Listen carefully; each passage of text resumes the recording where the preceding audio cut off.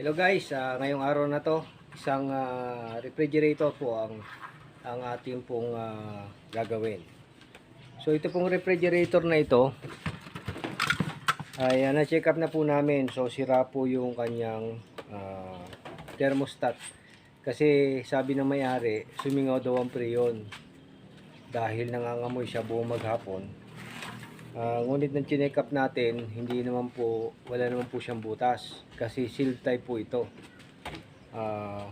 Nung nakita po natin, ito po ang sira. So ayan po, nakita nyo, ito po yung thermostat. Nasunog po siya. Ayan. So thermostat at in-order na po natin online at dumating na po yung parts. Kaya lang may isa pang complaint si customer, yung pong takip ay yung gasket po sira na. So samahan nyo ako ngayong araw na ito guys at atin pong papalitan yung gasket nitong refrigerator na ito. Ito po yung refrigerator na papalitan natin ng gasket. So makikita nyo guys, sira na po yung gasket nya. Ayan. At papalitan po natin. So kasama ngayon natin si Mr. Choi. Hello guys. Siya po ang magpapalit nito. So titingnan po natin, babaklasin natin yung takip para mailapat natin ang husto. So ito po yung takip ng rep natin. At tatanggalin natin itong gasket. Kung ito po, madali po kasi siyang tanggalin. Nakita natin, yan. Hinihila lang, okay na. Ngayon, kung medyo matigas tanggalin, gagamit po kayo ng heat gun.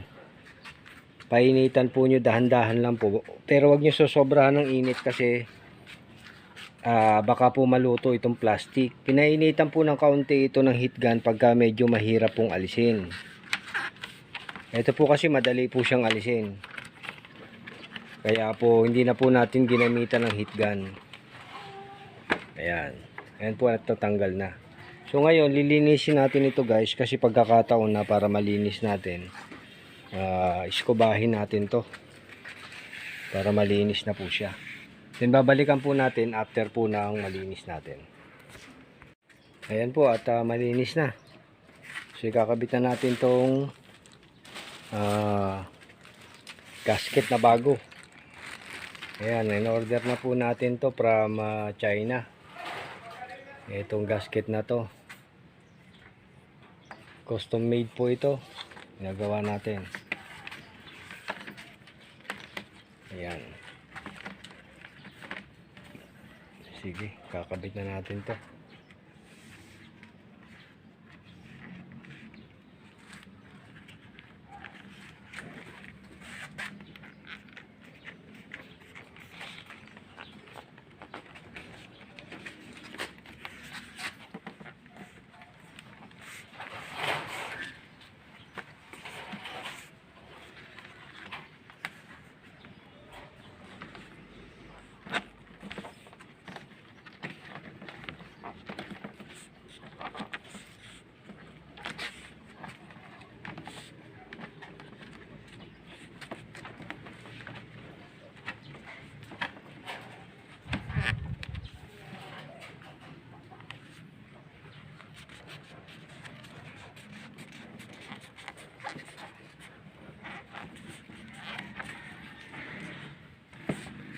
Ayan, kaya po natin tinanggal tong pinto para makita po natin na maayos. Pero pwede rin naman po na ikakabit naman po siya nang hindi tinatanggal yung pinto.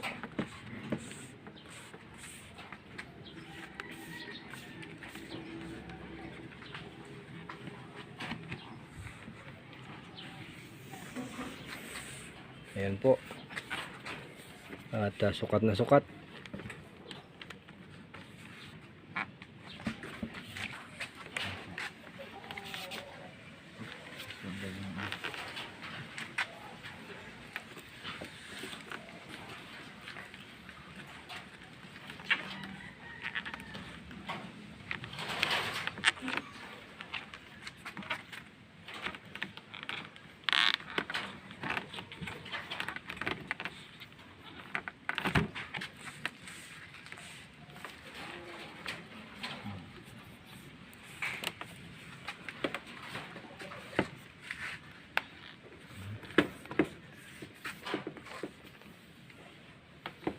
Okay na. So ikakabit po natin ito dito sa refrigerator.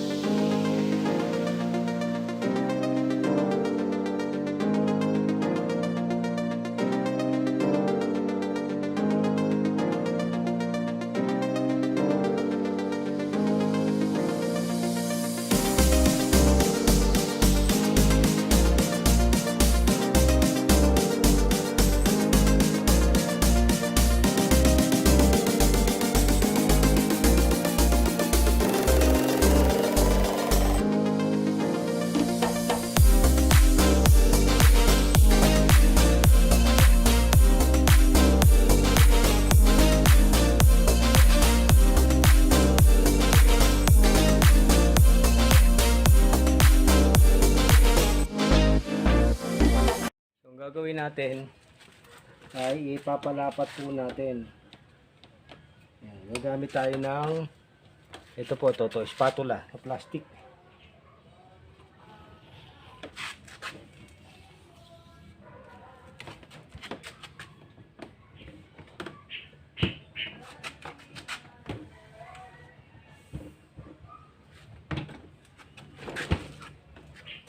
Kumuha ka ng packing tape.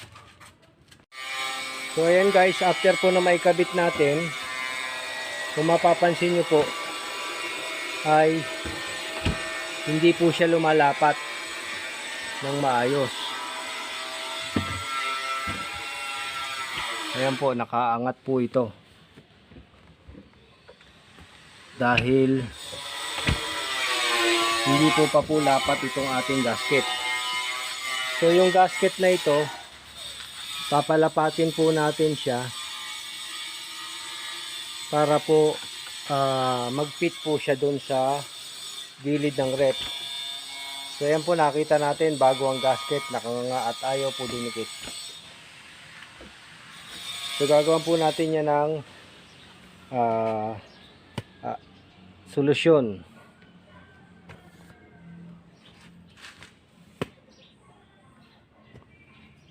Ayan. So ang kasunod na step na gagawin natin dito, ilalapat po natin to. Kasi una, ito po, yung gasket hindi po lumapat. Yan po ay gagamitan natin ng ating spatula.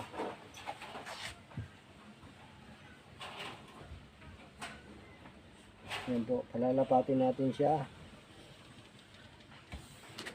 gamit yung ating spatula.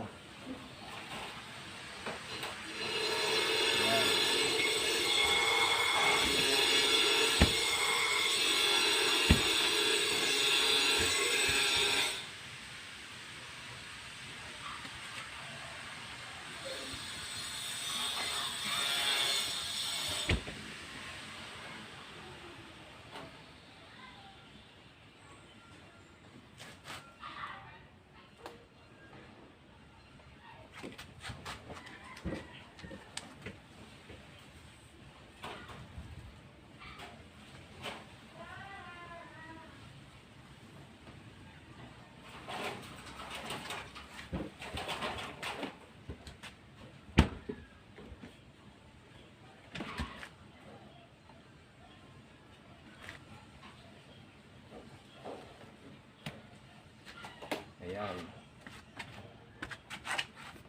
So makikita natin na kapag hinagod po natin, ayan o, eto po nakanganga, hagurin po natin, lumalapat po siya. Ayan. So baka po nag-aalala kayo na pagkatapos po natin yan at buksan uli, hindi na naman po uli siya nakalapat. So ang gagawin natin dito guys, kailangan po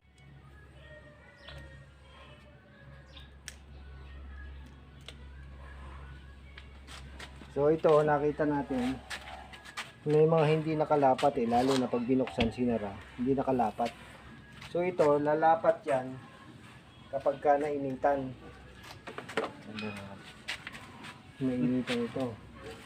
Ito.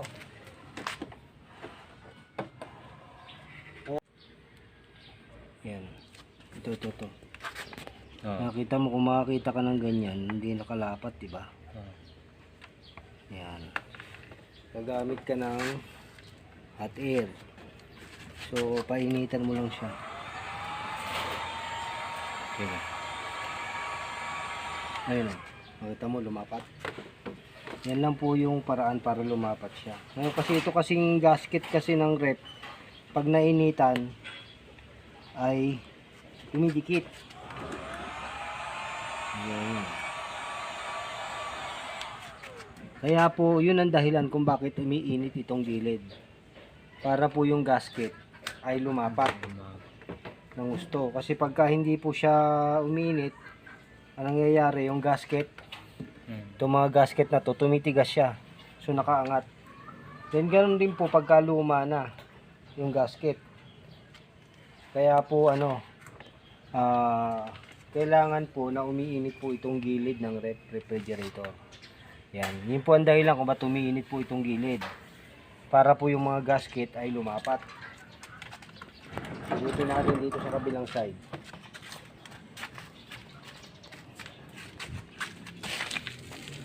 Dito sa kabilang side, medyo nakalapat naman po siya.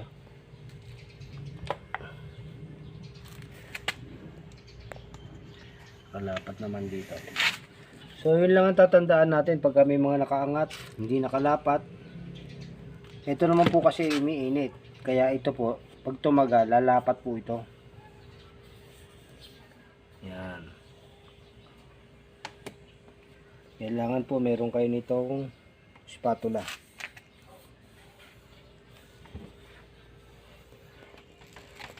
Ayan. So makikita natin lapat na. Yan, umiinit na po ito. Subukan natin kung okay na siya. Kasi naka-1 oras na po. Tatanggalin natin tong ating mga packing tape. Kung lalapat na.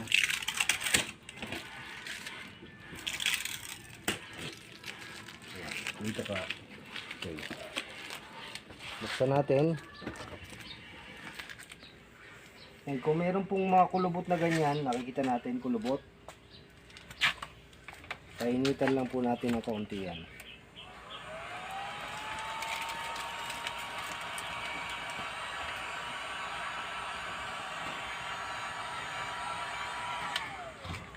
Ayan po at medyo umunat-unat na siya. So ganyan lang po ang gasket pag magpapalit tayo. Dito kasi kailangan po ito ay nainitan talaga.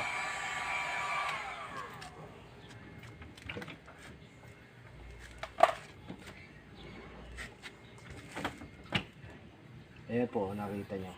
Pagka ganyan, parang hindi lumalapat, di ba? Dahil since na mainit po ito, pag itinulak nyo, dumidikit po siya. Ayan, okay na po ito. Yung ating gasket ng refrigerator.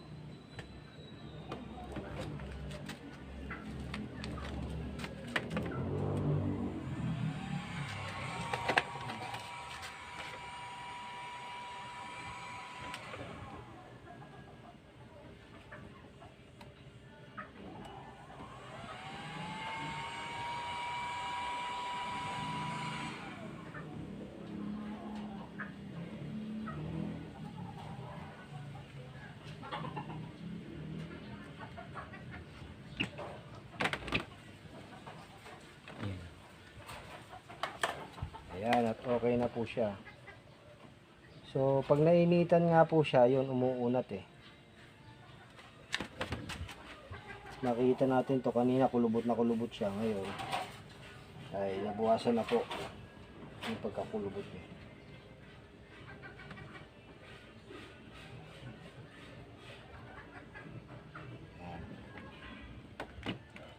Yan dapat na. Okay na.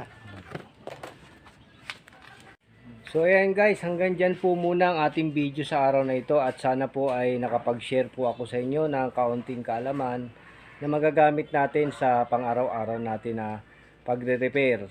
At kung naghahanap po kayo kung saan makakabili ng gasket, ito po ay nabili ko sa Lazada at ilalagay ko po sa description box yung link para po makabili rin kayo kung gusto nyo. Ang supplier po na ito ay legit siya. So katunayan nga po, ako man ay dito rin bumibili sa supplier na ito. At nagko-customize po sila ng gasket ng rep. Kahit anong klase po na mga gasket ng refrigerator ay available po sila. Basta po, bago po kayo bumili, chat nyo po muna yung seller and then kailangan po nila ng tamang sukat. Ipicturean nyo po yung metro. Meron naman po silang instruction kung paano po makukuha yung tamang sukat. Kasi hindi po sila nagbebenta kung ang sukat po ay hindi tama.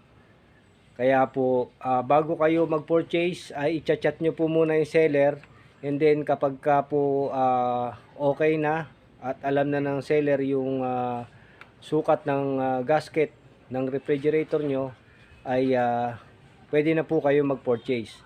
Murang-mura lang ito guys at doon na lang po sa description box tingnan nyo po sa seller kung magkano po yung gasket ng refrigerator na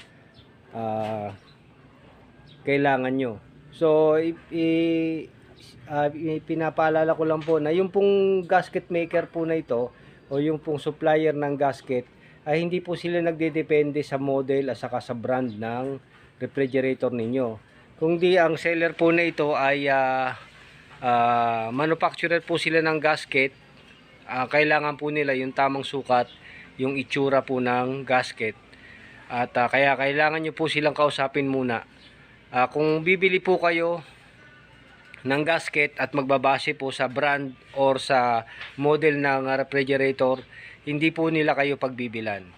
Kasi kami po, iba-ibang brand po ng mga refrigerator ang nagagawa namin.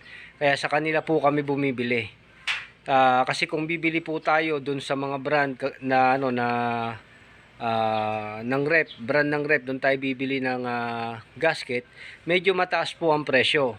At para po sa ating mga technician na nagre-repair, mas mabuti po na makabili tayo ng mas mura and then quality para naman po kumita tayo ng kaunti. So hanggang dyan muna guys ang ating video sa araw na ito. At kung bago ka po dito sa ating channel, ay paki-hit subscribe po ang ating channel and then hit na rin po yung notification bell para po updated kayo sa mga susunod at mga bagong videos na i-upload natin. Maraming salamat po.